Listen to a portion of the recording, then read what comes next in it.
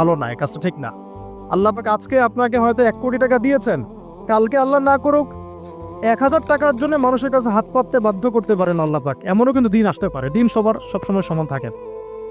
আজকে আপনার কাছে 1 কোটি টাকা আছে, কিছু মনে হচ্ছে না। কালকে কে জানে, আল্লাহ না করুক যে 1000 টাকা কারো কাছে চাইতে হচ্ছে, 1000 টাকার জন্য ঠকে গেছেন। হতে পারে না? রিজিককে মানুষ তাজিম না করলে রিজিক দূরে চলে যায়। দুটো বিষয় খেয়াল রাখবেন। দুটো বিষয়, এক হচ্ছে মাঝে মাঝে মনের মধ্যে কিছু আমল করার ইচ্ছা আসে না? মনে হলো যে আচ্ছা একটু 10টা আয়াত পড়ি, মনে আসে না মাঝে মাঝে? এমন মনে হয় না? ওই সময় এই এই যে মনের মধ্যে যে এই ইরাদাটা জাগ্রত হওয়া, এটাকে আমরা বলি ওয়ারিদ। অন্য ভাষায় আপনি বলতে পারেন মেহমান। কি বলতে পারেন?